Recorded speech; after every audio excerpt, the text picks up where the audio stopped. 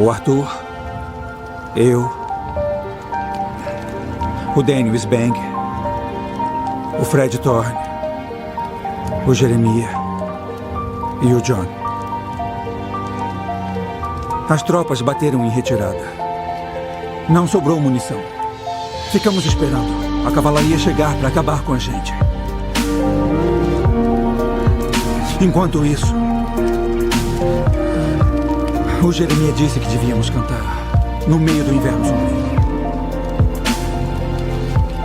Mas fomos poupados. O inimigo nunca chegou. E concordamos